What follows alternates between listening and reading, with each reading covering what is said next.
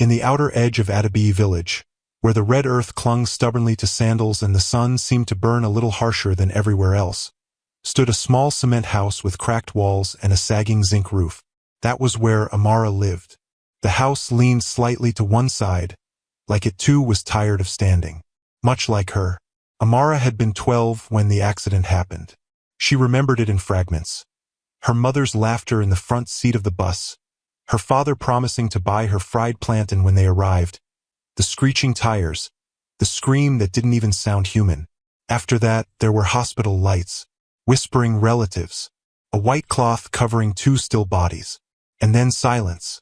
Her parents had not been rich, but they had been warm. Their home had been small, but it had held laughter. After they were buried, that laughter seemed to follow them into the ground.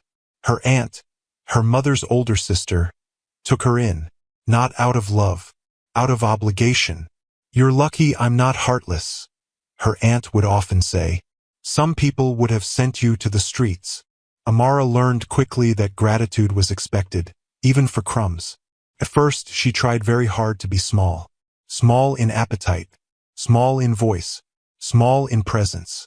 But grief does strange things to a child. Food became comfort.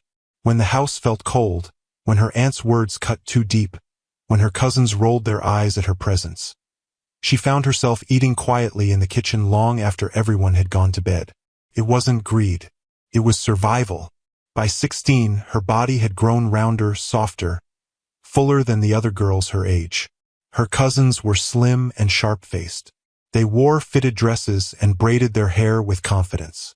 Amara avoided mirrors. It wasn't just her size that made her different. It was the way people looked at her, like she was a problem that had taken physical form. "Aha, Amara!" the women at the well would exclaim loudly. "You're becoming a full bag of rice." Laughter would follow. She would laugh too. That was the rule. If you laugh at yourself, it hurts less when others do. But it never truly hurt less. She carried water gallons heavier than she was. She swept the compound before sunrise. She washed clothes until her fingers wrinkled pale. Still, her aunt's favorite sentence remained. "You eat more than you work." Amara rarely defended herself. The few times she tried, her aunt would raise an eyebrow. "Oh, you have a mouth now? Maybe you should use it to find food somewhere else." So she swallowed her words along with everything else. Suitor season was the worst. Whenever a man and his family came to visit for one of her cousins, the house would transform. Fresh paint over cracks, new curtains, the smell of fried chicken floating through the air. Amara would be handed a wrapper and told sharply, "Stay in the back room." "Why?" she once asked at 17. Her aunt looked her up and down slowly. "Because no one wants to see that when they are looking for a bride. That, not even her name, just that." So she would sit on the edge of her small mattress, listening to laughter from the sitting room, listening to the clink of glasses and the soft giggles of her cousins. Once, curiosity got the better of her. She stepped out briefly to carry a tray of drinks. Her aunt had been too busy showing off her daughter's cooking skills to stop her. The room went quiet. The visiting mother's eyes traveled over Amara in one swift, assessing glance. "Oh," the woman said, her lips tightening politely. That was all. Just oh. Amara felt the weight of it for weeks. After the guests left, her aunt slapped her. "Must you embarrass me? Could you not stay hidden for one afternoon?" Amara did not cry in front of her. She had learned that tears only irritated people. Instead, she cried at night, silently, face buried in her thin pillow, praying the sound wouldn't escape her throat. The boys in the village were no kinder. "Amara, if we push you, will you roll down the hill?" they once shouted as she passed. She kept walking. Another time, one bold young man blocked her path. "If I marry you, will your bride price include free food for life?" he asked his friends, who erupted in laughter. She stepped around him carefully. Her heart thudded, not from anger but from humiliation. At 18, most girls her age had admirers. They received secret notes, late evening phone calls, promises whispered behind mango trees. Amara received silence, or worse, mockery disguised as humor. Yet despite everything, she was gentle. That was the strange part. Pain had not hardened her. It had softened her. She helped an old woman cross the road every market day. She fed stray dogs with leftover scraps. She tutored neighborhood children who struggled with reading. She carried kindness like it was the only inheritance her parents had left behind. Sometimes, late at night, she would sit outside and look at the stars. "I know you can see me," she would whisper softly, speaking to her parents. "I'm trying." That was always the sentence. I'm trying. Trying to be good enough. Trying to be invisible enough. Trying to survive. One afternoon, everything shifted. Her aunt had just finished scolding her for eating a second piece of yam. "Do you want to swallow this house?" the woman snapped. "You think food falls from heaven?" Amara quietly put the plate down. "I'm sorry." Her cousin, Chioma, entered the kitchen, giggling while typing on her phone. "Mummy, did you hear? That tailor's son said no one will ever marry Amara unless the man is blind." They both laughed. Something inside Amara tightened. Not explosively, but slowly, like a rope pulling too hard around fragile wood. She washed the dishes in silence. Later that evening, she overheard her aunt speaking to a neighbor outside. "That girl is becoming my biggest problem," her aunt complained. "No man will look at her. I can't keep feeding her forever. Sometimes I wish someone would just come and take her." The neighbor chuckled. "Even a madman?" Her aunt paused. At this point, even that. Amara stood behind the thin curtain, listening. Every word sank into her skin. She had always known she was unwanted. But hearing it spoken so casually, as if she were excess baggage, did something irreversible. That night she did not cry. She lay awake staring at the ceiling. For the first time, she allowed herself to imagine leaving. Not married, not rescued, just gone. Maybe she could work in the city. Maybe she could clean houses. Maybe she could disappear into a place where no one knew her history. But fear wrapped around her courage. She had no money, no connections, no one. And so she stayed. Because sometimes staying feels safer than risking the unknown, even when staying hurts. The next morning, as she swept the front compound, dust swirling in golden sunlight, she noticed something unusual. A man was standing at the gate. His clothes were worn, his sandals nearly torn apart, his beard thick and unkempt. He looked like someone the village would call useless before even knowing his name. But his eyes were calm, observing. Amara paused, broom in hand. For a brief second, something unexplainable passed between them. Not attraction, not fear, recognition. As if two people who knew what it meant to be dismissed had just locked eyes. Her aunt came outside moments later, and the course of Amara's life began to turn. But she didn't know that yet. All she knew was that she was tired of being the girl no one wanted. And sometimes, when the world has finished underestimating you, destiny begins quietly at the gate. The man did not look like a suitor. He looked like someone who had taken a wrong turn in life and never found his way back. His shirt was faded beyond color. Once blue, now a tired gray. The sleeves were rolled unevenly, revealing strong forearms dusted with red earth. His trousers were clean but old, carefully mended at the knee. His sandals had been stitched more than once. Yet he stood straight, not hunched, not begging, just present. Amara lowered her broom slowly. Her aunt stepped forward, irritation already forming on her face. "Yes? What do you want?" she snapped before the man could speak. The man inclined his head politely. "Good afternoon, Ma." His voice was calm, deep, educated. It didn't match his appearance. "I am looking for a wife." The broom slipped from Amara's hand and hit the ground softly. Her aunt blinked once, then twice. "A wife?" she repeated, looking him over openly now. "You?" "Yes, Ma." There was no arrogance in his tone. No shame either. Just certainty. By now, two neighbors had slowed their walking to listen. In a village like Atabi, boredom traveled faster than wind.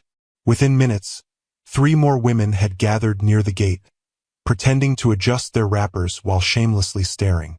Her aunt crossed her arms. "And what do you have to offer this wife?" she asked sharply. "I have honesty," he replied. Someone snorted behind him. "Honesty cannot buy Gary," a woman muttered. The man continued, unfazed. "I have strength to work, and I am ready to build with whoever chooses to build with me." The word chooses hung in the air. Amara felt something twist in her chest.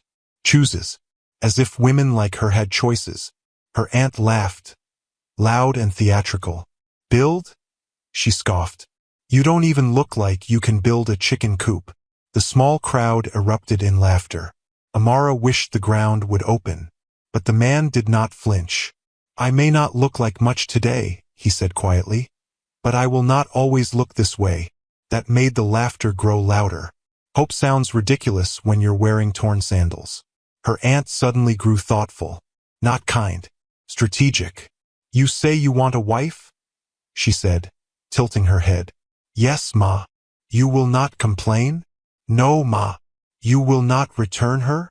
The man hesitated slightly, not from doubt but from confusion. "I would not marry someone I plan to return." More giggles from the watching women. Her aunt turned dramatically and pointed. "Then take her." Amara froze. The women fell silent for half a second. Then the explosion of laughter came. "She is perfect for him." "Yes. Two of them together will look like a comedy show. At least she will not starve him. She knows where food is." The words burned. Amara's ears rang. Her aunt grabbed her arm and pulled her forward roughly. "This is my niece," she announced. "Strong. Healthy. Eats well. She needs a husband. You need a wife." Amara's heart slammed against her ribs. "Auntie," she started softly. Her aunt's fingers dug into her skin. "Be quiet." The man looked at Amara fully now. Not quickly. Not mockingly. Fully. His eyes did not roam over her body with disgust like others did. They did not widen in shock. They did not narrow in judgment. They simply saw her. "Do you agree?" he asked her. The question shocked everyone. Her aunt's grip tightened. "She agrees," her aunt answered quickly. But the man didn't look at her aunt. He kept his eyes on Amara. "Do you agree?" he repeated gently. No one had asked her that in years. Her throat felt dry. The crowd waited eagerly, hungry for entertainment. She could say no. Couldn't she? But then what? Return to hiding during suitor visits. Return to whispered insults. Return to being a burden. At least marriage, even to this man, meant leaving. Leaving the house that felt smaller every year. She swallowed. "Yes," she said, barely audible. The women gasped dramatically. Her aunt clapped her hands once. "Good. It is settled." Just like that. No proper introduction, no negotiation, no family meeting. Just humiliation sealed as destiny. The wedding preparations were rushed and careless. There was no joy in the house, only relief from her aunt. "Finally," her aunt muttered repeatedly. "Finally, one problem is leaving." Her cousins whispered behind doors. "I still can't believe she's marrying a beggar. Maybe they will beg together." Amara packed her few belongings quietly. Her parents' photographs, 2 dresses, a pair of sandals, and a small Bible with worn edges. That was her entire world. The wedding day arrived under a harsh sun. It wasn't a grand ceremony. Just a quick traditional rite in the compound, witnessed by neighbors who came mostly for gossip. Her aunt wore her best wrapper, smiling too widely. The man, whose name Amara had just learned was Daniel, stood calmly beside her. When the elder asked if he accepted her as his wife, his answer was firm. "I do." When they turned to Amara, her voice trembled. "I do." The women ululated half-heartedly. Someone laughed again when they exchanged rings. Simple bands, not gold. After the brief meal of rice and stew, guests left quickly, having consumed their entertainment. As the sun began to set, Amara stood by the roadside with Daniel, waiting for the small motorcycle that would take them to his home. Her aunt hugged her lightly, not warmly. "Be a good wife," she said, "and try not to eat him into poverty." More laughter. Amara forced a smile. She climbed onto the motorcycle behind Daniel. As the engine started, she did not look back. If she did, she might have broken. The ride was long and dusty. Wind whipped against her face, carrying the scent of dry grass and smoke from distant cooking fires. She held the small bag containing her belongings tightly. Daniel did not speak much during the journey. But once, when the motorcycle hit a bump and she nearly slipped, his hand reached back instantly, steadying her. "Careful," he said softly. That single word held more concern than she had felt in years. They arrived at the edge of town where abandoned buildings stood like forgotten memories. Daniel led her to a small structure with cracked walls and a rusted door. "This is where I stay," he said. "Stay, not live." She noticed that. Inside, the room was simple but surprisingly clean. A small bed, a wooden table, 2 chairs, a cooking stove in the corner. It was poor, but not filthy. Daniel set her bag down gently. "I know it is not much," he said, "but it is safe." She nodded. Safe. That felt new. Silence filled the room. They were strangers, bound by vows made in humiliation. Finally, Daniel spoke again. "I know this was not how you imagined your marriage." She almost laughed at that. Imagined? She had never been allowed to imagine marriage. He continued, "You may not believe me now, but one day, you will understand why I came for you." Her brows furrowed slightly. "Came for me?" "Yes. Not accepted what was given. Not took what was offered. Came for." The difference was subtle but powerful. She didn't question him. She was too tired. That night, as she lay on the narrow bed, staring at the unfamiliar ceiling, she expected regret to swallow her. Instead, she felt something unexpected. Quiet. No insults, no whispers, no mocking laughter. Just the sound of night insects and distant wind. Daniel spread a mat on the floor. "You take the bed," he said. "You're my wife. You deserve comfort." No one had ever spoken to her like that. Not with sarcasm. Not with pity. With dignity. Tears slipped silently down her temples. For the first time in years, they were not tears of humiliation. They were tears of confusion. Because sometimes, when you expect cruelty and receive kindness instead, it unsettles you more than pain ever did. As sleep finally claimed her, one thought circled her mind. Maybe this marriage was not the punishment everyone believed it to be. Maybe, just maybe, it was the beginning of something no one saw coming.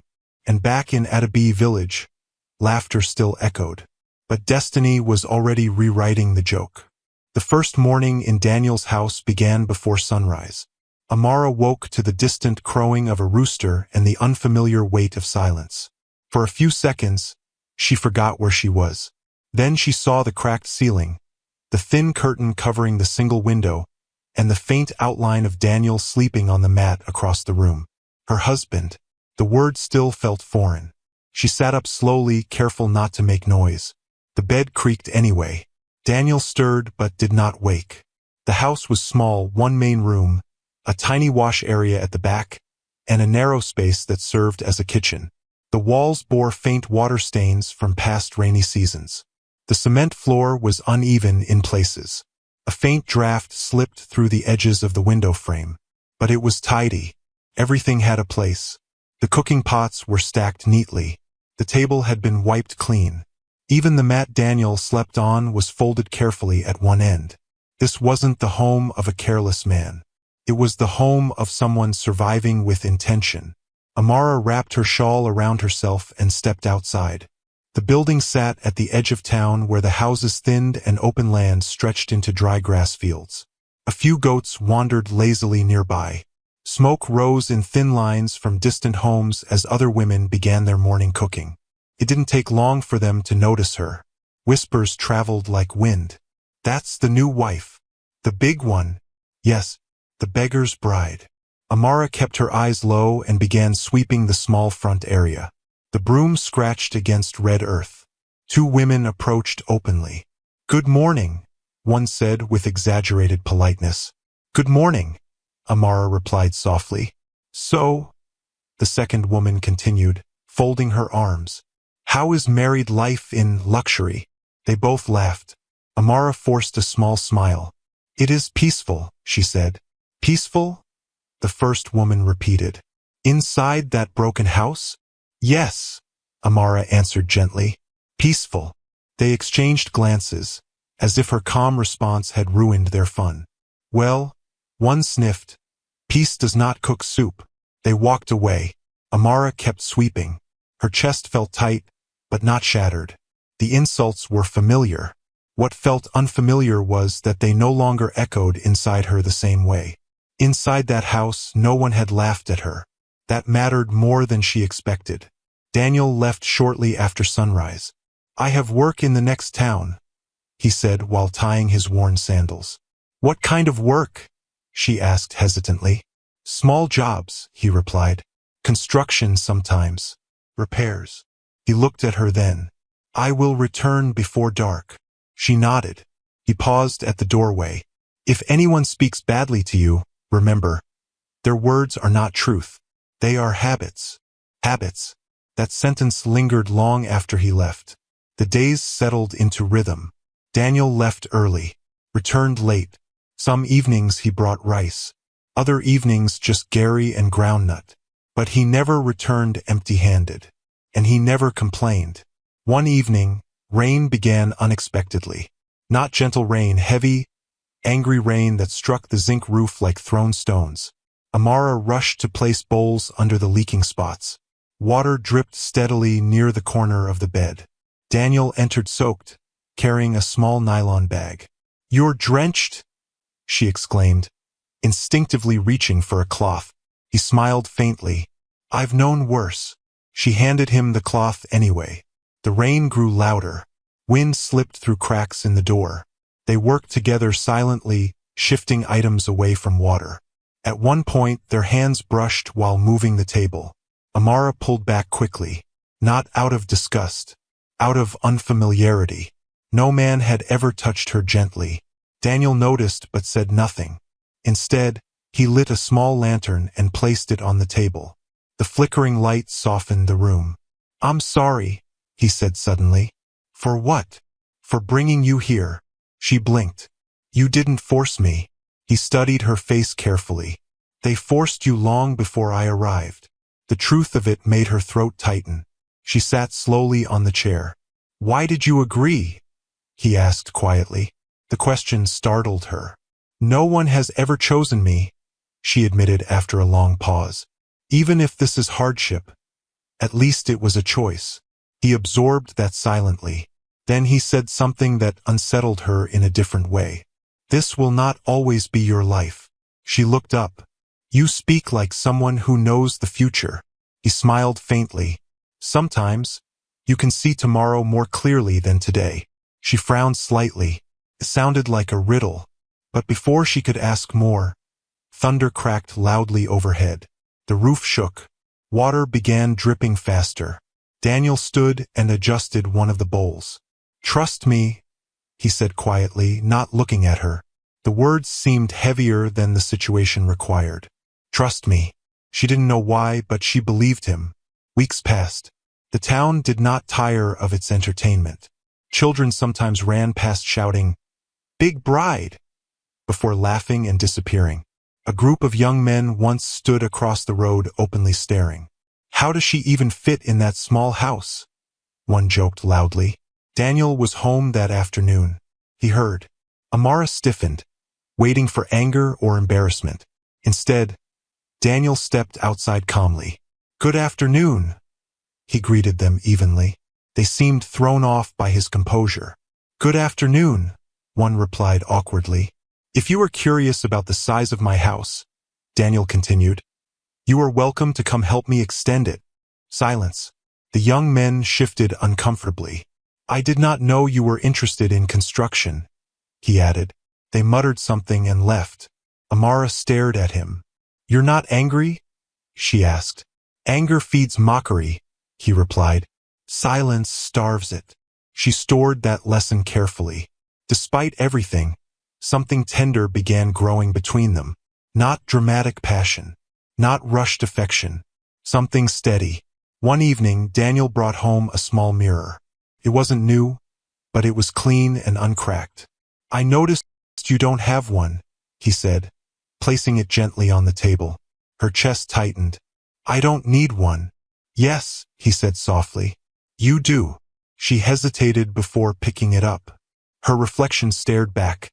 Round face, soft cheeks, wide eyes that carried more history than her years should allow. She braced for the usual wave of self-criticism. It didn't come immediately.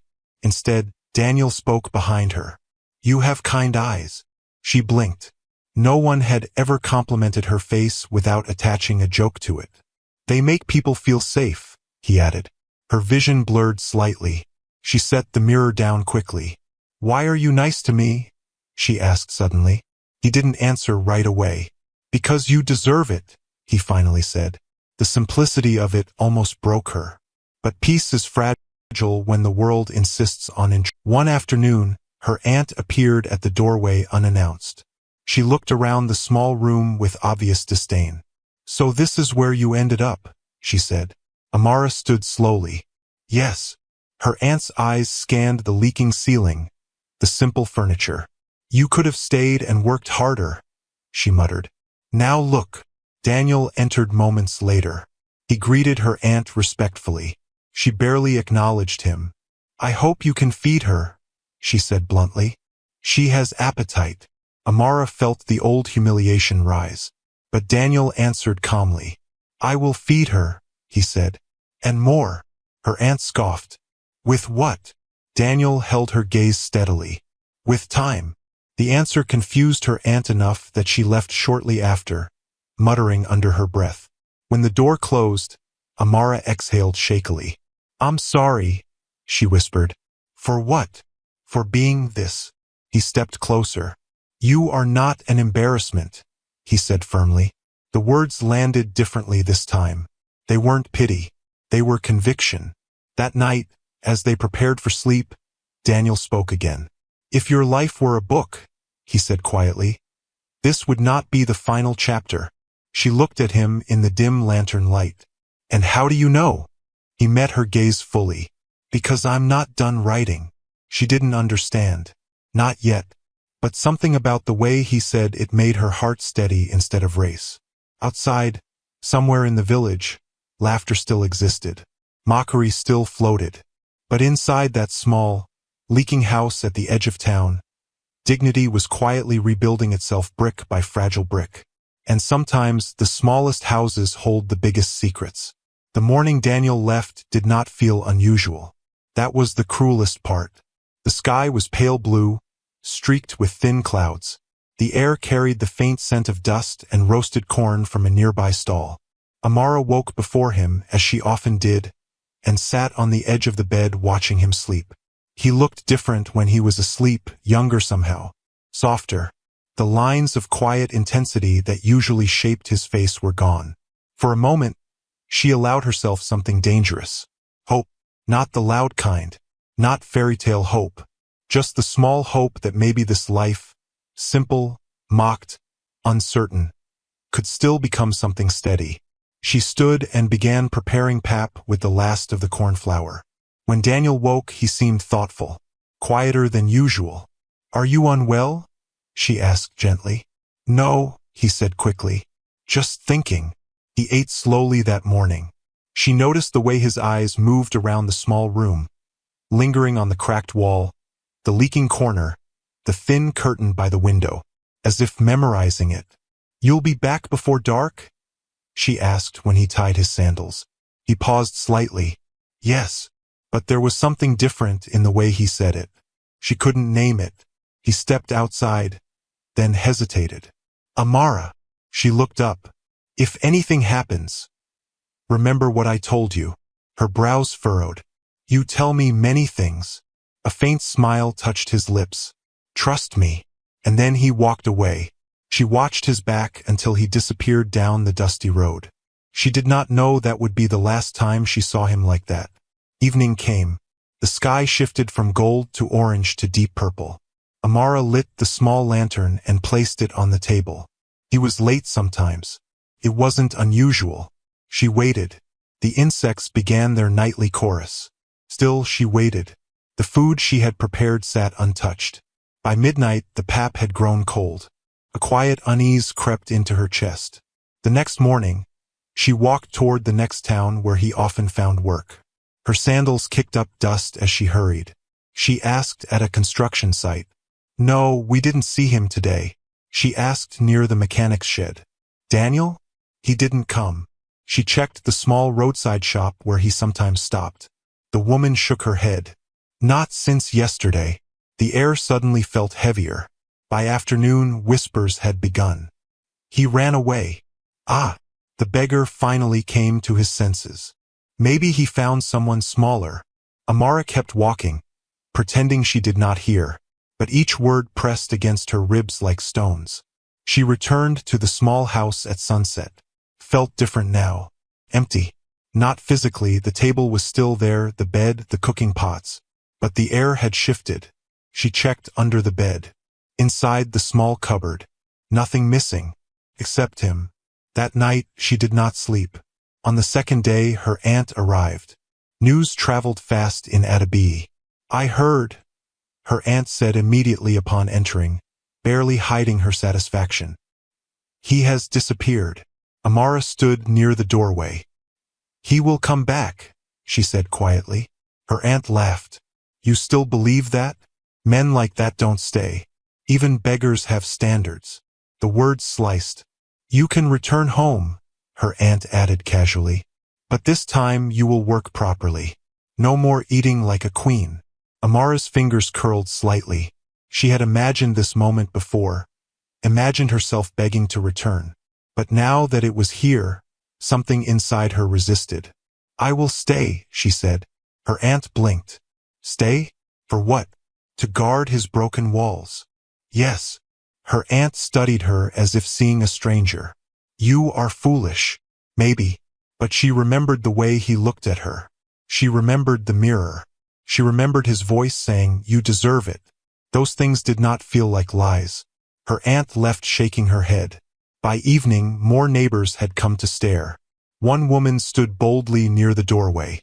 "So, he has abandoned you?" Amara met her gaze calmly. "He has not." The woman snorted. "Men don't leave without reason." "Then perhaps you should ask him when he returns," Amara replied softly. The woman frowned, disappointed by the lack of tears. They had expected spectacle. Crying, screaming, begging. Instead, Amara closed the door gently and waited. 3 days passed, then 5, then 7. The mocking grew louder. She was too heavy to carry. He found better fortune elsewhere. She thought she was lucky. Each rumor twisted deeper. At night, doubt crept in like cold wine through cracked windows. What if he had lied? What if she had imagined his kindness? What if this had been nothing more than a cruel joke the universe played on girls who dared to hope? On the 10th day, she found it. A folded piece of paper beneath the thin mattress. Her hands trembled as she opened it. The handwriting was neat, firm. "Amara, if you are reading this, it means I had to leave sooner than I explained. Do not look for me. Do not believe what they say. Trust me one last time. I will return." No explanation. No timeline. No apology. Just faith demanded. Tears finally spilled. Not loud sobs. Just quiet, steady tears that slid down her face as she sat on the edge of the bed. She pressed the paper to her chest. "I trusted you once," she whispered. Was she strong enough to do it again? Then something strange happened. 2 days later, a young boy knocked on her door. "Delivery," he said, holding a small sack of rice. "For who?" she asked cautiously. "For you." "From who?" He shrugged. "No name." The next day, a woman from the market arrived. "Your rent has been paid for the next 3 months," she announced casually. Amara froze. "By who?" The woman shrugged. "Someone paid in full." Confusion tangled with hope. She had no savings, no secret benefactor, unless her heart pounded. Was it him? But how? The following week, a tailor appeared. "Measurements," the woman said briskly. "For what?" "Clothes. Already paid." Amara's mind spun. The villagers noticed too. "Oh, the beggar sends money now." Maybe he stole something before running. Speculation replaced certainty. But beneath the confusion, something undeniable grew. Daniel had not abandoned her. He had planned something. She didn't understand it, but she felt it, like thunder far in the distance before the storm arrives. One evening, as she stood outside watching the horizon bleed into sunset, a convoy of black vehicles appeared at the far end of the dusty road. Large, polished, impossible to ignore. Children ran after them, shouting. Men stepped outside their homes. The vehicles moved slowly toward the edge of town, toward her house. Her breath caught. This kind of thing did not happen in Attaby. Not unless someone important had arrived. The first car stopped directly in front of her door. Dust swirled around shining tires. A suited driver stepped out. Then another. The entire village gathered within seconds. Amara's heart hammered so loudly she could barely hear the whispers. The back door of the last car opened. A polished shoe touched the ground. Then a tailored trouser leg. Then a familiar face. Clean-shaven. Composed. Powerful. Daniel. But not the Daniel they mocked. Not the Daniel in torn sandals. This version wore a perfectly fitted dark suit. His posture radiated authority. His eyes carried the same calm depth, but now framed by unmistakable wealth. Gasps rippled through the crowd. Her aunt pushed forward, nearly choking on shock. It can't be. Daniel closed the car door gently. His gaze searched until it found her. Amara stood frozen in the doorway of the small house. The note still tucked safely beneath her pillow. He walked toward her slowly. Every step silenced another whisper. He stopped inches away and smiled. "I told you," he said softly. "Trust me." And in that moment, the laughter that once filled Attaby died completely, because the story they thought they understood had just rewritten itself. And the girl they pitied was no longer alone at the edge of town. She was standing at the beginning of something no one saw coming. For a long moment, no one moved. Even the wind seemed to pause. Daniel stood in front of the small, cracked house where he had once slept on a woven mat. But the man standing there now did not look like someone who belonged to leaking roofs and patched sandals. His suit was charcoal gray, sharp at the shoulders, perfectly tailored to his frame. His shoes were polished so clean they reflected the dusty ground beneath them. A silver watch rested calmly on his wrist, not flashy, but unmistakably expensive. The same eyes, but now framed by power. The villagers stared as if witnessing a ghost. Amara's pulse thundered in her ears. Her mind could not reconcile the two versions of him, the quiet man who fixed leaking bowls during rainstorms, and the commanding presence who stepped out of a convoy of black vehicles like he owned the road itself. Maybe he did. Behind him stood security men in dark suits. One held open a car door, waiting respectfully. Another scanned the surroundings with practiced alertness. Her aunt pushed forward through the crowd. "Daniel?" she whispered, her voice no longer sharp, now trembling. He turned slowly toward her. "Yes." No bitterness and no sarcasm, just certainty. You, she struggled for words. "What is this?" He glanced at the vehicles casually. Transportation. A few nervous chuckles escaped the crowd. Unsure laughter, the kind that tries to attach itself to safety. Amara had not moved. She felt rooted to the doorway of the tiny house. Daniel's eyes returned to her. Everything else faded. He walked toward her, each step steady, measured, intentional. The villagers parted automatically, creating a clear path. When he stopped in front of her, he lowered his voice so only she could hear. "I'm sorry I left the way I did." Her throat tightened. "You said you would return," she whispered. "I said trust me." Her eyes filled, but she refused to let the tears fall in front of everyone. "Who are you?" she asked softly. He held her gaze. "My name is Daniel Okafor." A murmur moved through the crowd. The name meant something. Even in a small village, wealth had a way of echoing. One of the younger men whispered loudly, "Okafor Holdings?" Daniel didn't confirm it immediately. Instead, he reached for Amara's hand. Not hesitantly, not secretly. openly. I came back for my wife. That sentence landed like thunder. Her aunt nearly staggered. Wife? She echoed weakly. Daniel turned to face the crowd fully now. His voice carried calm but firm. Yes, my wife. He let the words sit there. My name is Daniel Okafor, CEO of Okafor Holdings Group. The silence that followed felt heavy enough to crack the sky. Even the children stopped fidgeting. One of the older men in the crowd stepped forward cautiously. Okafor Holdings? The construction company? The one building estates in Lagos? Daniel inclined his head slightly. Yes. A wave of realization moved through the villagers. Okafor Holdings was not small. It built roads, housing estates, commercial towers. It sponsored political campaigns, funded schools, owned factories. And the man who once wore torn sandals had been its head. Her aunt's mouth opened and closed without sound. You are a billionaire? Someone whispered. Daniel did not smile at the word. Wealth is relative, he replied calmly. But yes, I have more than enough. More than enough. The same man who had once shared the last of his Gary without complaint. Amara felt dizzy. Why? She finally asked, her voice barely audible. Why pretend?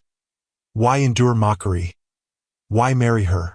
Daniel turned back to her, and for the first time something vulnerable flickered in his eyes. Because I was tired. The crowd leaned closer unconsciously. Tired of women loving my bank account. Tired of families seeing my last name before they saw me. Tired of being valued for what I own instead of who I am. He paused. So I left. Gasped. I lived simply. Traveled without announcement. Observed. His gaze swept briefly across the villagers. Most people showed me exactly who they were. A few faces flushed. I was turned away, insulted, mocked. A bitter shift rippled through the onlookers. But then, he continued, I came here. His eyes softened when they returned to Amara. She offered me water. It was such a small memory. Amara remembered it clearly. The day he first stood at the gate. Her aunt had laughed at him, but she had quietly brought him a cup of water. That was all.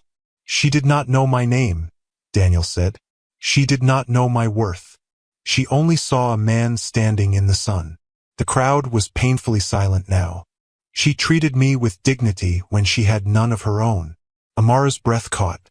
She was mocked, pushed forward as a joke, offered to me as if she were less than human. His voice sharpened slightly. But she agreed. He looked at her again. She chose me. The memory of that day rushed back. The laughter, the humiliation, the weight of being pointed at like discarded goods. Daniel stepped closer. I did not marry her out of pity. His voice carried clearly. I married her because she was the only one who did not shrink my humanity. The words struck harder than any insult ever had. Her aunt suddenly fell to her knees. I didn't know, she cried. We didn't know who you were. Daniel's expression did not change. That was the point. A man from the crowd stammered, Sir, if we had known, you would have treated me differently? Daniel interrupted calmly. No one answered, because the truth was obvious. Yes, he said quietly. You would have. Silence became shame. He turned back to Amara fully.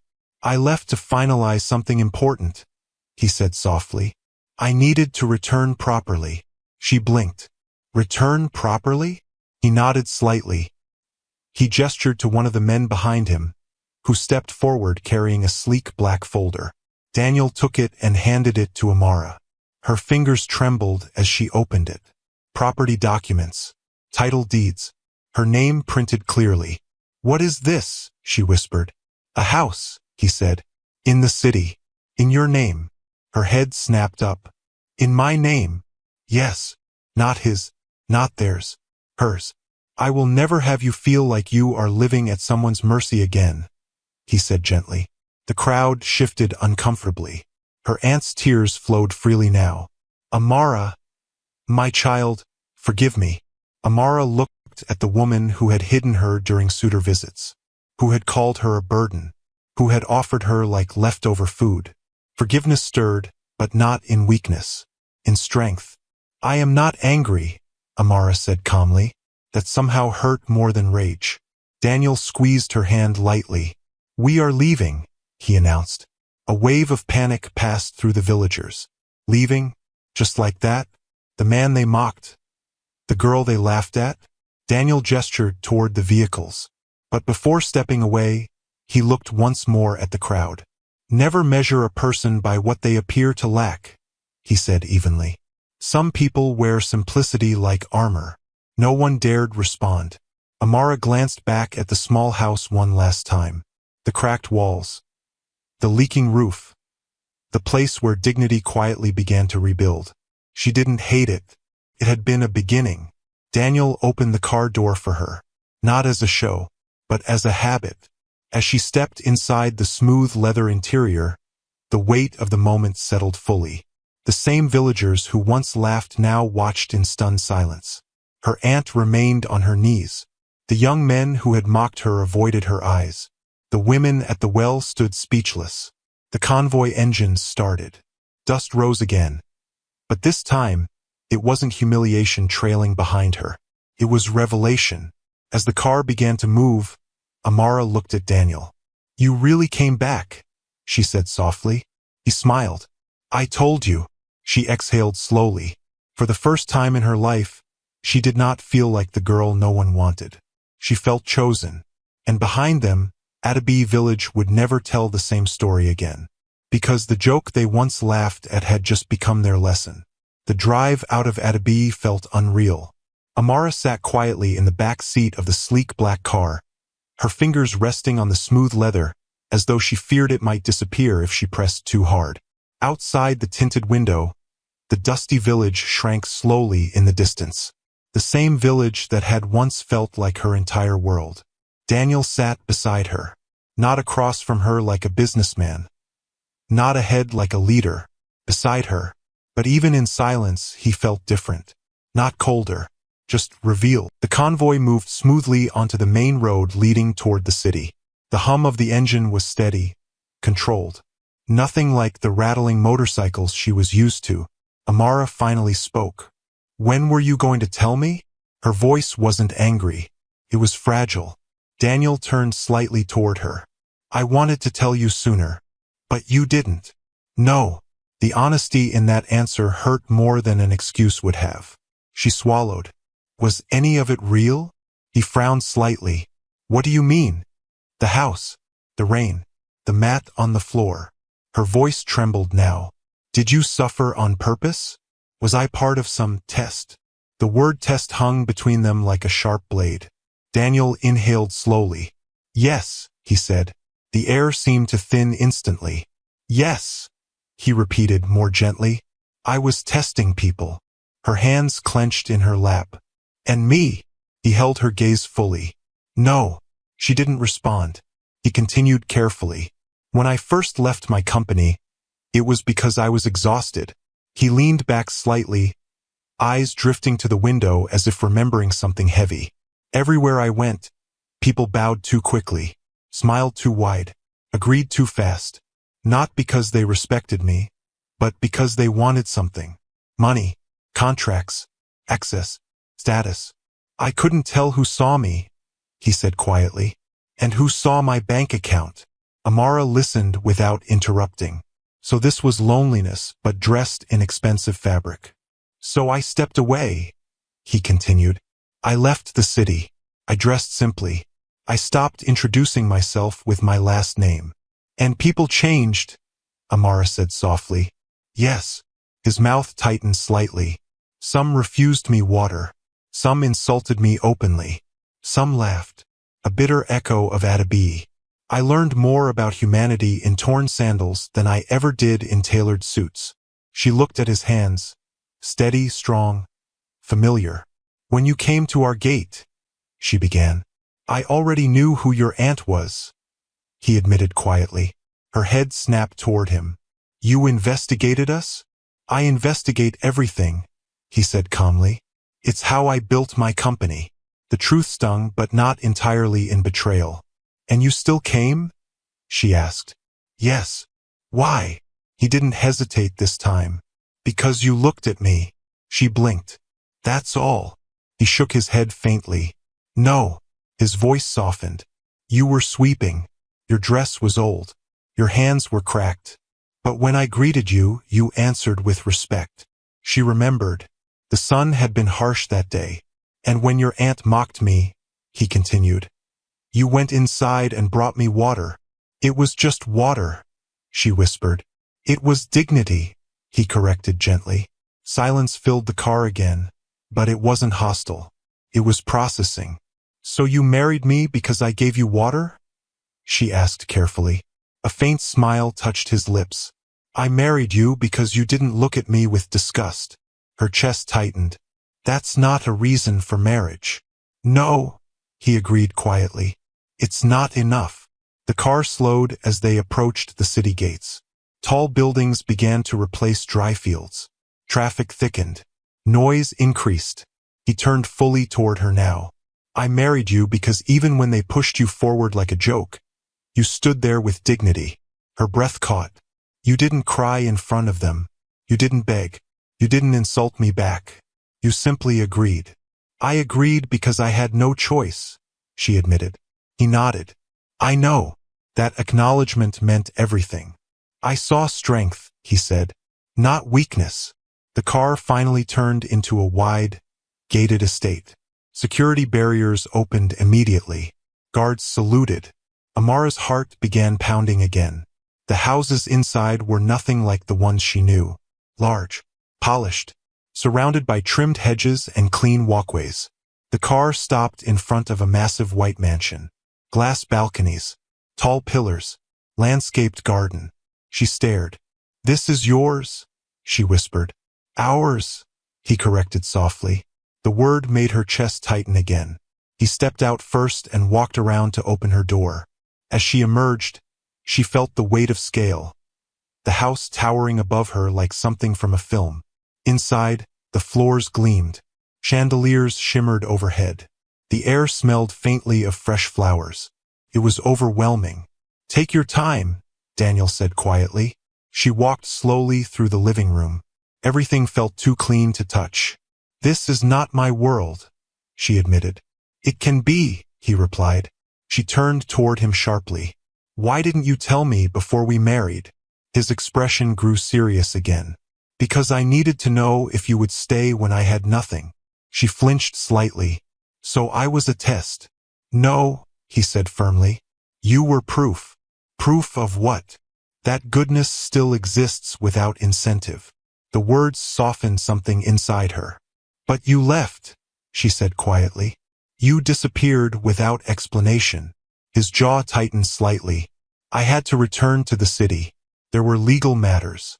Board approvals. I needed to reestablish control. And you couldn't tell me? If I told you everything before it was secure, I would have risked exposing you. She frowned.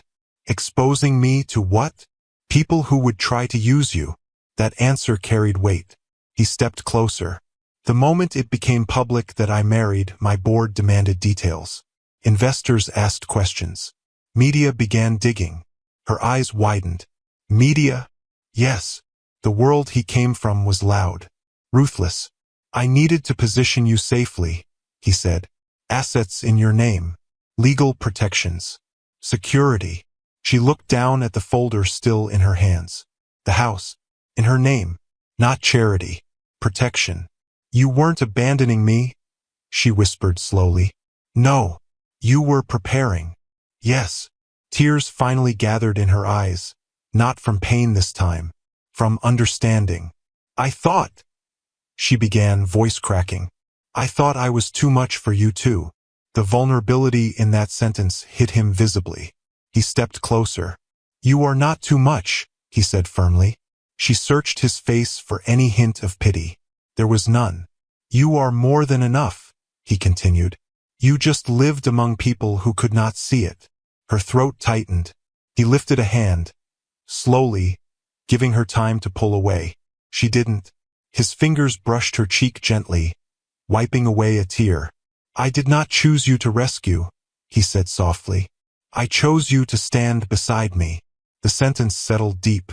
Not below him, not behind him, beside. She exhaled slowly. Do you regret it? She asked. He didn't hesitate. No. The certainty in his voice left no room for doubt. And you? He asked quietly. She looked around at the mansion, at the polished floors, at the life that felt too big for her old self. Then she looked back at him. The same eyes that had once fixed leaking bowls in the rain. The same voice that told her she deserved dignity. I don't regret marrying you, she said carefully. A faint smile curved his lips. But I am still afraid. That's honest, he said. I don't know how to be this. He nodded. You won't learn overnight. He stepped back slightly, giving her space. But you won't learn alone. Outside, somewhere beyond the estate walls, the world still spun with gossip. In Attaby, they were probably still replaying the moment he stepped out of the car. But inside that mansion, something more important was happening. Truth had replaced mystery. Fear had been named. And for the first time, Amara was not just the girl who had been chosen. She was the woman being prepared. And Daniel was no longer the secret. He was simply her husband. Not in disguise, not in rags, but fully seen. And this time she chose to stay, not because she had no options, but because she understood the truth behind the suit. The first week in the mansion felt like living inside someone else's dream. Amara moved carefully through the halls, as if one wrong step might shatter the polished floors. The house was enormous, not just big, but echoing. Her footsteps carried across marble tiles. Her reflection followed her in tall glass windows. She had never seen so many rooms in one place. A dining table long enough to seat 20. A kitchen bigger than her aunt's entire house. A staircase that curved like something from a film. It was beautiful. It was intimidating.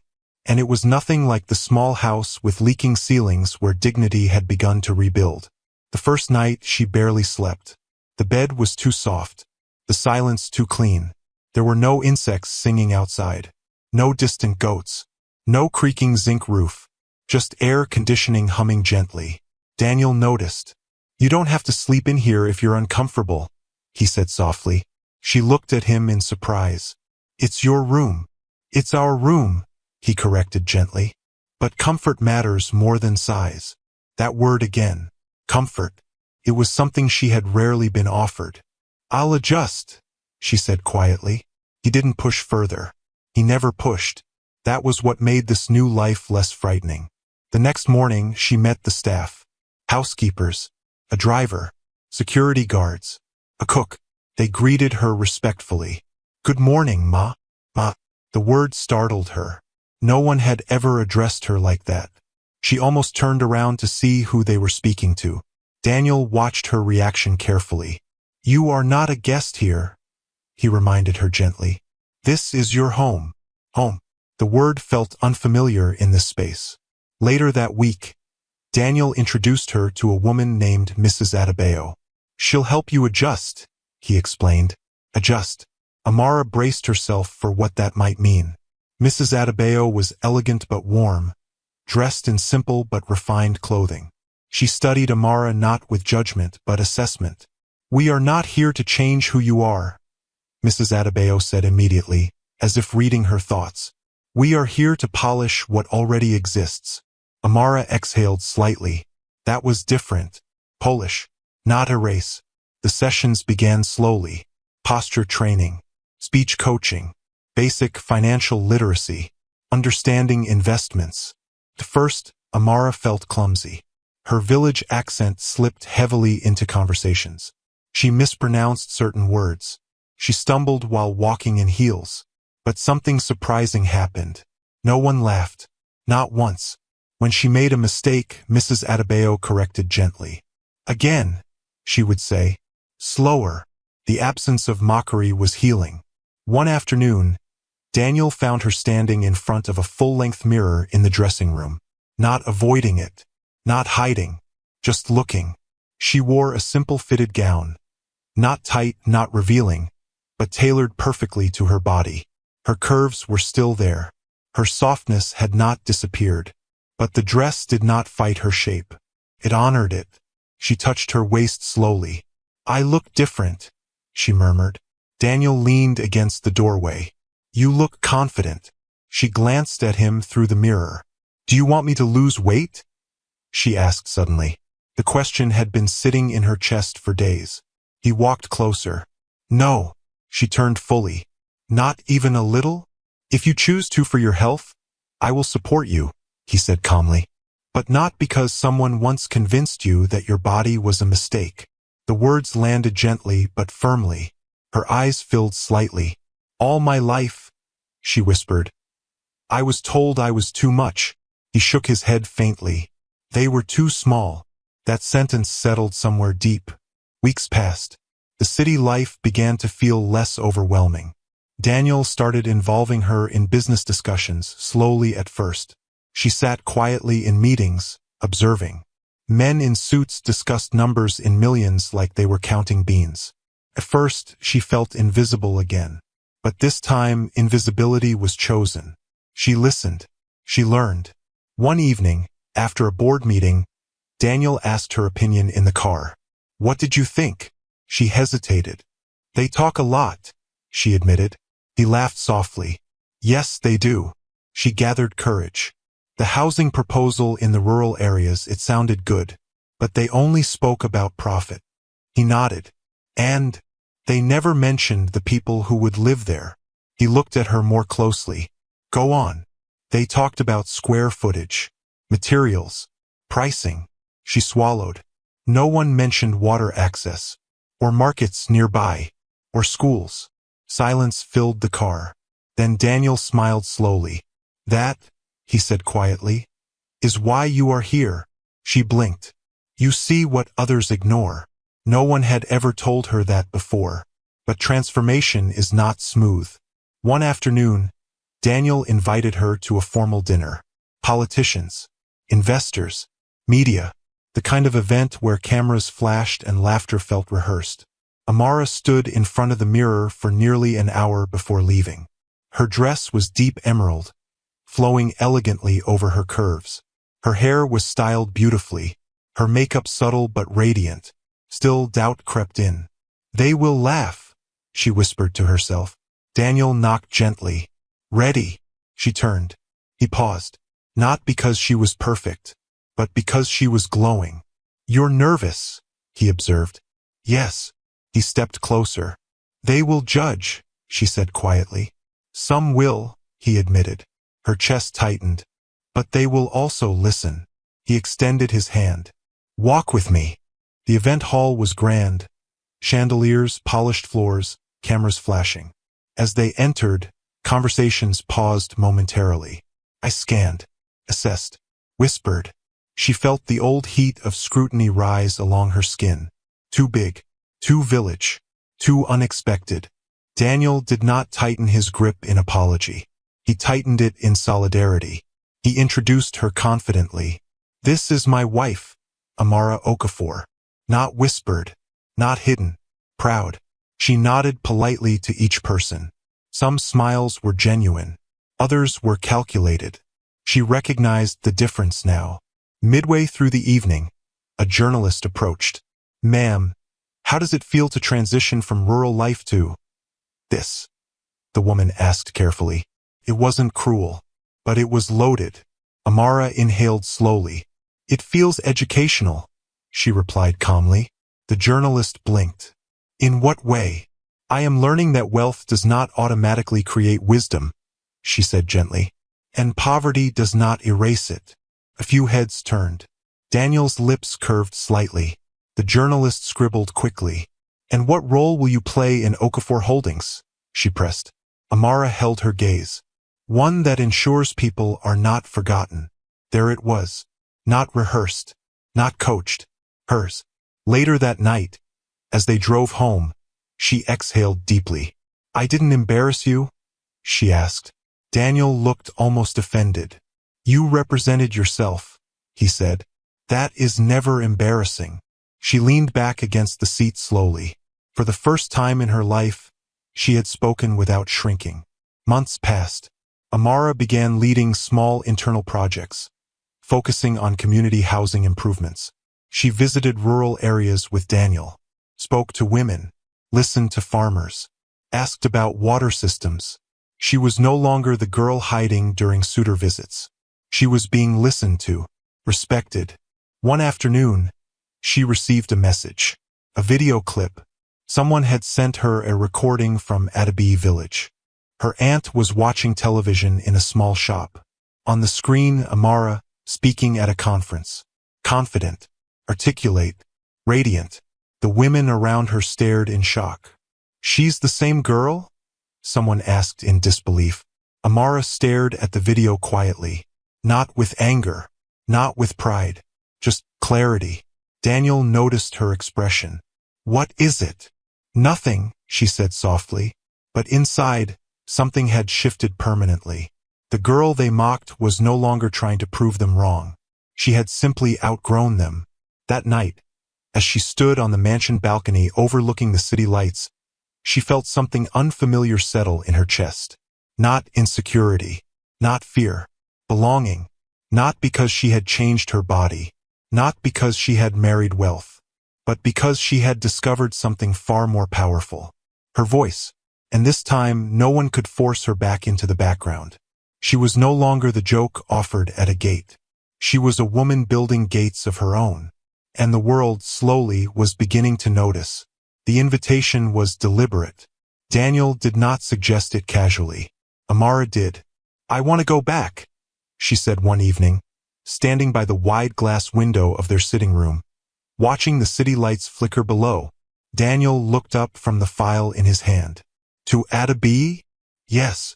He studied her carefully. "Why?" She folded her arms loosely, thinking. "Not to prove anything," she said slowly, "but because if I never return, it will always feel like I ran away." He closed the file. "You don't owe them closure." "I know," she replied quietly. "This isn't for them." He waited. "It's for me." That was enough. Within weeks, preparations were made. Not for a private visit, but for something larger. A charity launch. A foundation. Registered under her name. The Amara Initiative, focused on education and shelter for orphan girls in rural communities. When the official letters reached Adabi village announcing that the event would be held there, confusion spread like wildfire. "Amara? Which Amara? The beggar's wife?" "No, that one moved to the city. I heard she married rich." "How rich?" Speculation bloomed. And beneath it, discomfort. The day of the event arrived bright and hot. The dusty field near the village square had been cleared and decorated. A large canopy tent stood tall, white fabric fluttering in the breeze. Rows of chairs were arranged neatly. A stage had been built, simple but dignified. Banners displayed the foundation's name boldly. People gathered early. Curiosity is stronger than pride. Her aunt arrived dressed in her finest wrapper, the one she saved for weddings and church anniversaries. Her face carried a tight expression. Not quite excitement, not quite fear. The same women who once mocked Amara now stood in clusters, whispering carefully. "Do you think she will talk to us? Maybe she won't even look our way. I heard she lives in a mansion." Then the convoy appeared. Not as dramatic as the first time, but unmistakable. Cars rolled in steadily, parking in an organized line. Security stepped out first, scanning the area discreetly. Then Daniel. He wore a light-colored suit this time, elegant but not overpowering. And then Amara stepped out. The air shifted. She wore a deep blue gown, flowing but modest, tailored to fit her beautifully. Her hair was styled simply, her makeup soft and radiant. She did not look like someone trying to impress. She looked like someone who belonged exactly where she stood. The whispers died instantly. Her aunt's breath caught visibly. "That is her," someone whispered. But the difference wasn't just her clothing. It was her posture. Her shoulders were relaxed. Her head held high. Her gaze steady. She did not scan the crowd anxiously. She walked forward calmly. Daniel walked beside her. Not ahead. Not behind. Beside. As they approached the stage, the village head stepped forward quickly, bowing slightly. Madam Amara, he said respectfully. Madam. The word echoed in more than just sound. Amara smiled politely. Thank you for welcoming us. Her voice carried clearly, confident, measured. No trembling, no shrinking. They took their seats on the stage. The program began. Speeches from local leaders. Formal introductions. Polite applause. But everyone was waiting for her. Finally, her name was called. Founder of the Amara Initiative, Mrs. Amara Okafor. The applause was hesitant at first, then grew. She stood slowly and walked to the podium. For a brief second, she looked out at the crowd. The well where she used to fetch water. The houses where laughter once followed her. The dusty road where she had stood as a joke. She inhaled and began. I grew up here, she said calmly. A murmur of acknowledgement. I lost my parents young. Silence deepened. I was taken in by family. I was fed. I was housed. Her aunt shifted slightly in her seat. For that, I am grateful. The sentence landed carefully, neither accusation nor praise. But I also learned something important here. She paused. What it feels like to be unseen. The crowd grew very still. What it feels like to be spoken about instead of spoken to. Her voice did not crack. What it feels like to believe you are too much. Some women lowered their eyes. She continued. For a long time, I thought the problem was me. The honesty pierced gently. I thought if I ate less, spoke less, laughed less, took up less space, maybe I would be easier to love. The field was silent now except for the faint rustle of wind. But I was wrong. Her voice strengthened. There is nothing wrong with taking up space. Something shifted in the atmosphere.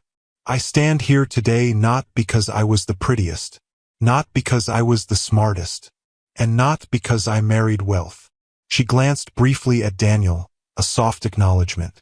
I stand here because I learned that dignity does not depend on other people's opinions. The applause began softly, then stronger.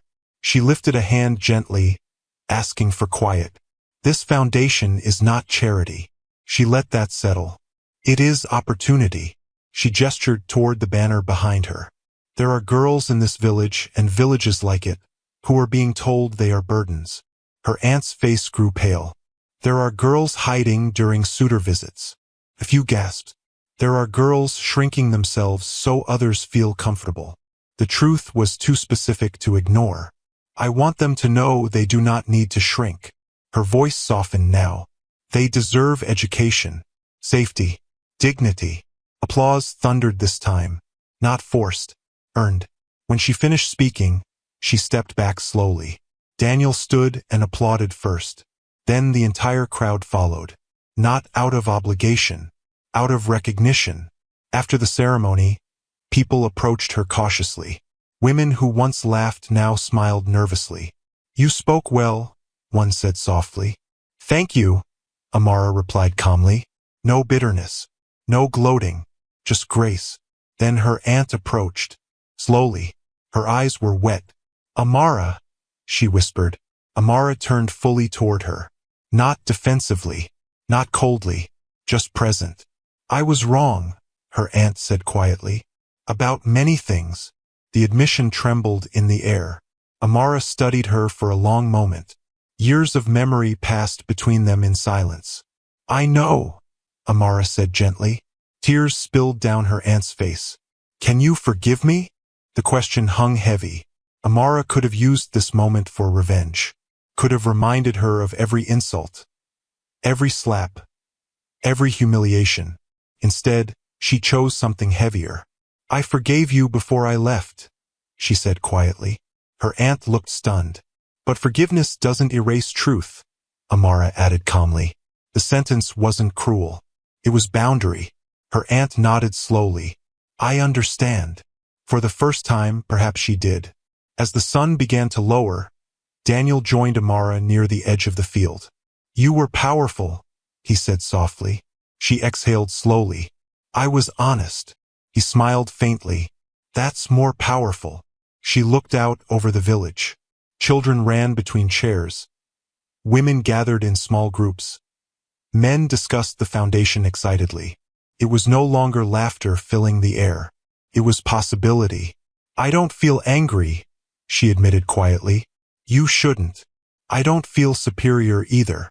He nodded. "That's because you're secure." She smiled faintly. Secure. That word felt earned. As they prepared to leave, the same dusty road stretched before them. But it no longer felt like an exit. Felt like a bridge. The girl who once stood there as a joke had returned as a voice. Not to shame. Not to boast. But to build. And as the convoy drove away once more, the people of Adabi village watched in silence. Not stunned this time. Reflective. Because the reunion had not been about revenge. It had been about growth. And growth, when witnessed, has a way of making everyone reconsider who they once laughed at. And why?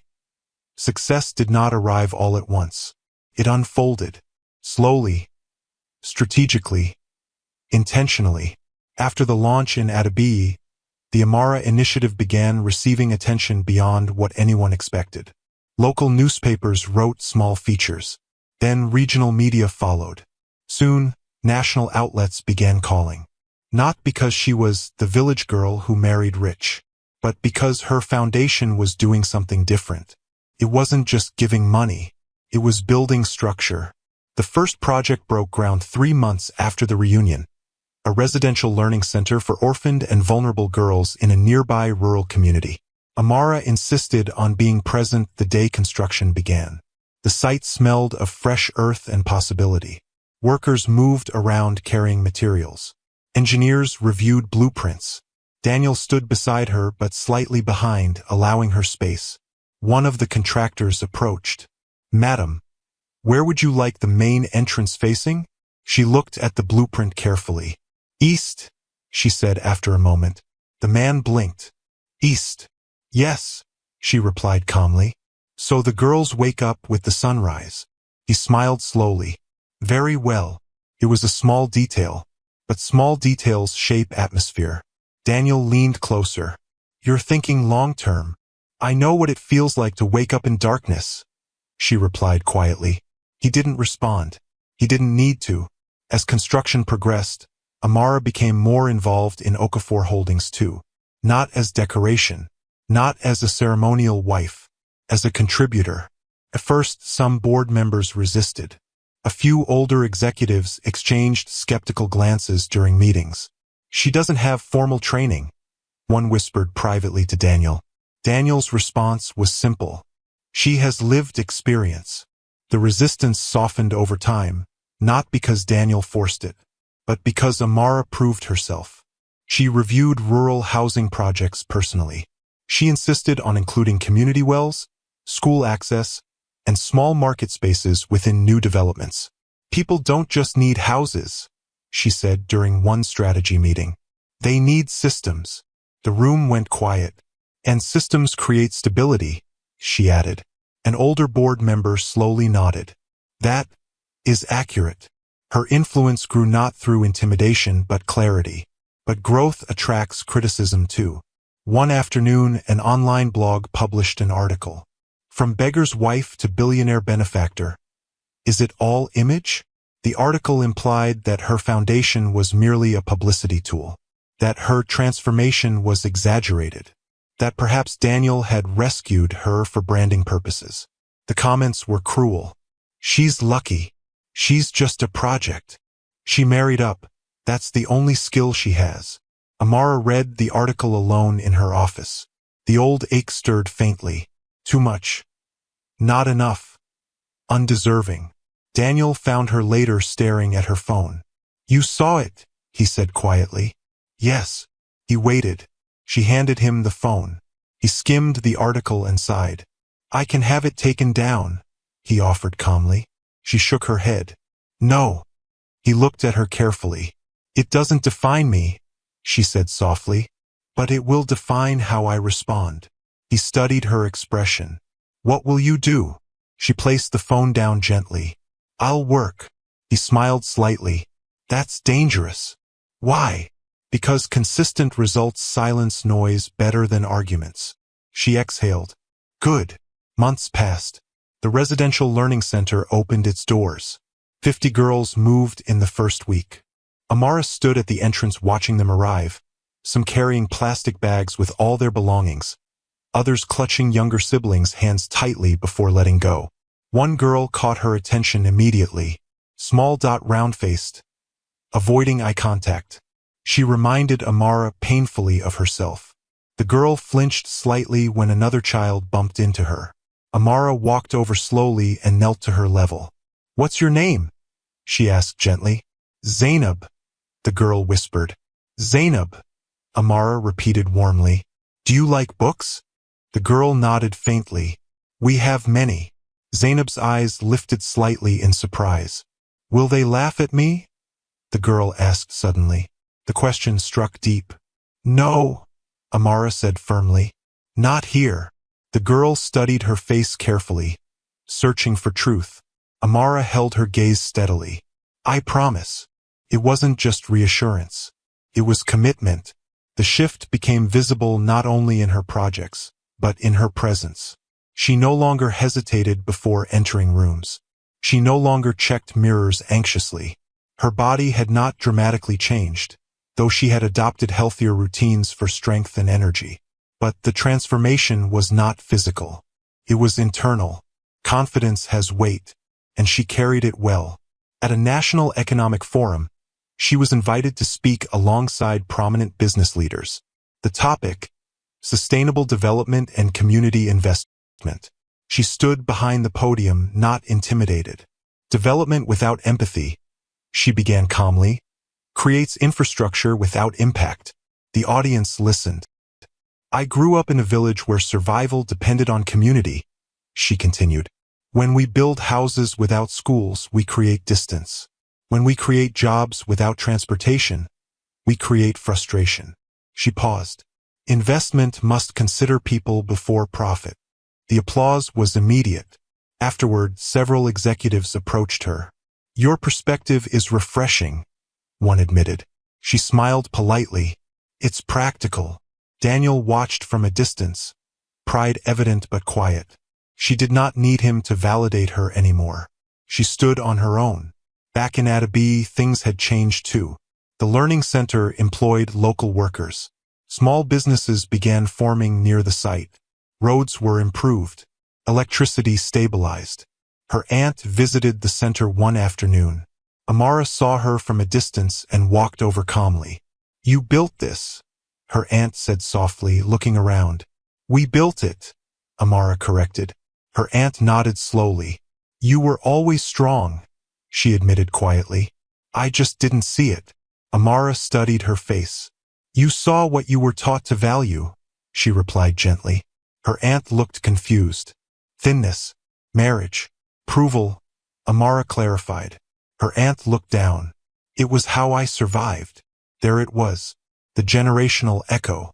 Pain passed down disguised as discipline. Amara didn't argue. "I don't hate you," she said softly. Her aunt's eyes filled again. "I know."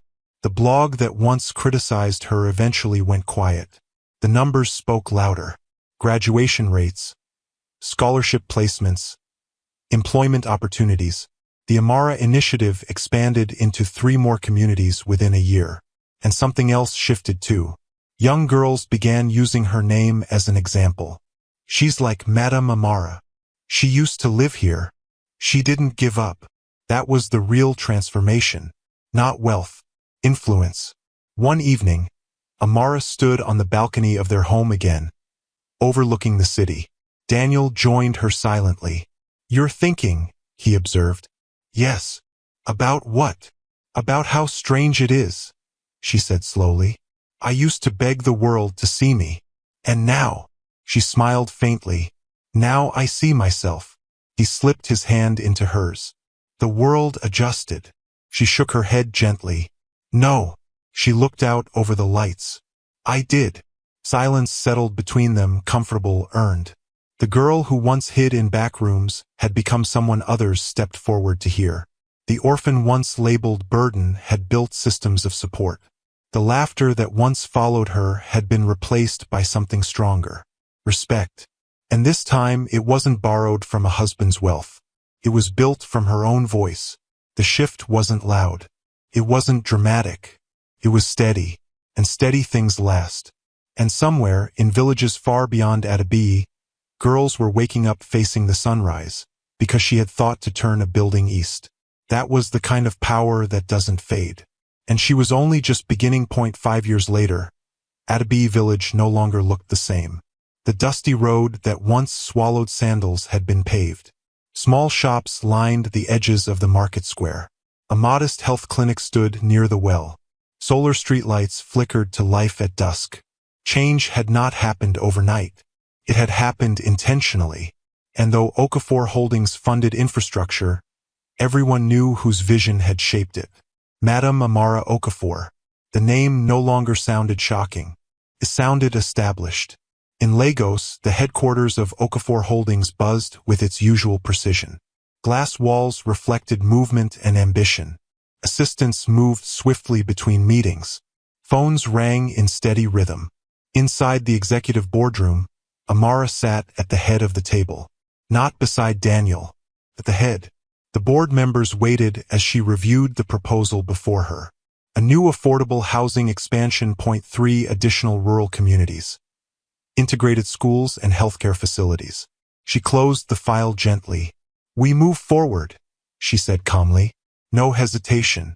No seeking approval. Just decision. One of the senior executives smiled slightly. "Of course, madam." Daniel watched her from across the table. Not intervening, not guiding. Observing. Proud. After the meeting, as the others filtered out, he lingered. "You didn't even look at me before approving it," he teased lightly. She leaned back in her chair. "I didn't need to." He smiled. "You're dangerous now." She raised an eyebrow. "I was always dangerous." He laughed softly. Yes, she had been. They just hadn't recognized it. Her foundation had grown beyond Nigeria. Partnerships with international organizations. Scholarship programs abroad. Mentorship initiatives. But what she guarded most fiercely was its core mission. Dignity first. One afternoon, she visited the original learning center, the first one they built. The girls gathered excitedly when her car pulled in. "Madame Amara." They ran toward her, laughter ringing in the air. She knelt easily among them, no longer self-conscious about how she looked doing so. Her body had changed over the years, stronger now, healthier, but still unmistakably hers. She never chased thinness. She chased strength. A teenage girl approached hesitantly. "Ma, can I ask you something?" "Of course," Amara replied warmly. "Were you ever ashamed?" The question was fragile. Honest. Amara considered it carefully. "Yes," she said. The girl's eyes widened slightly. "But shame is taught," Amara continued. "And what is taught can be unlearned." The girl absorbed that quietly. "How did you unlearn it?" Amara smiled softly. "I stopped asking permission to exist." The sentence hung in the air like something sacred. Back in Adabi, her aunt now ran a small catering business, funded by a grant from the Amara Initiative. It had not been charity. It had been opportunity. Her aunt had changed too. Age softened pride. Regret softened ego. One evening, as Amara visited the village alone, no convoy, no media, she stopped by her aunt's small kitchen. The smell of stew filled the air. "You came without announcing," her aunt said, surprised. "I wanted to," Amara replied simply. They sat outside on wooden stools. For a while, they spoke of ordinary things. Weather, market prices, village weddings. Finally, her aunt looked at her carefully. "They respect you now," she said quietly. Amara tilted her head. "Respect is not revenge," she replied. Her aunt nodded slowly. "I used to think marriage was the only rescue," the older woman admitted. "I was wrong." Amara studied her face. "Marriage didn't rescue me," she said gently. "What did?" She smiled faintly. "Believing I was worth more than survival." Her aunt swallowed. "I didn't know how to teach that." "I know," Amara said softly, and she meant it. Years earlier, she had stood at a gate as a joke. Now she stood at podiums as a leader. But the most important transformation wasn't visible in headlines. It was internal. One evening, as rain fell gently over Lagos, she and Daniel sat on the balcony, the same one where she once felt uncertain. The city lights shimmered below. "Do you ever think about that day?" Daniel asked quietly. "Which one?" "The gate." She smiled slowly. "Sometimes." And she leaned her head lightly against the back of the chair. "I don't feel embarrassed anymore." He waited. "I feel grateful." He looked at her, surprised. "For being mocked?" "For surviving it," she clarified. Rain tapped softly against the glass railing. "If they had celebrated me then," she continued, "I might have believed my value depended on their approval." He nodded slowly. "And now," she looked out over the city, "my value isn't negotiable." The words were simple, unshakable. A few months later, she received an award, National Humanitarian Leader of the Year. The ceremony was televised. As she walked across the stage to accept it, the applause was thunderous. But what caught her attention most was not the audience in the hall. It was the camera feed projected on the large screen behind her. In small split frames, communities across the country watched live. Among them, Adabi village, women at the market, children at the learning center, her aunt sitting proudly in front of a small television. Amara took the microphone. "This recognition does not belong to me alone," she began calmly. "It belongs to every girl who was told she was too much." Her voice was steady. "It belongs to every child who learned to shrink to survive." The room was silent. "You are not too much," she said clearly. "You were simply surrounded by people who could not measure your worth." Applause erupted. But she wasn't finished. "The greatest transformation is not moving from poverty to wealth," she continued. "It is moving from self-doubt to self-trust." The audience rose to their feet, standing ovation. But somewhere deeper, something else stood too. Closure. Later that night, after the cameras were gone and the applause had faded, she stood alone in her dressing room holding the award, not smiling widely, just reflecting. There had been a time when she believed her story ended at humiliation, at forced marriage, at mockery, at being unwanted. Now she understood something different. The beginning often looks like the end when you can't see beyond it. Daniel entered quietly. "You did well," he said softly. She placed the award down. "Do you know what's funny?" she asked. "What?" "They thought marrying you changed my life." He smiled faintly. "Didn't it?" She stepped closer. "It gave me opportunity." She touched her chest lightly. "But this changed my life." "Your heart?" he guessed. "My belief," she corrected gently. He nodded slowly. "Yes, that was it." Years from now, children in Adabi would grow up hearing her story. But not as gossip, as legend. Not the fat orphan, not the beggar's bride, but the woman who built doors where walls once stood. The woman who returned without bitterness. The woman who proved that dignity is not granted, it is claimed. And those who once laughed, they no longer felt ashamed because she humiliated them. They felt ashamed because she never did. That was the difference. Power that seeks revenge burns fast. Power that builds lasts. And Amara Okafor? She was no longer the girl no one wanted. She was the woman they underestimated. And that, in the end, was their greatest mistake. If you enjoyed this story, please subscribe to this channel and tell us where you are watching from. Have a wonderful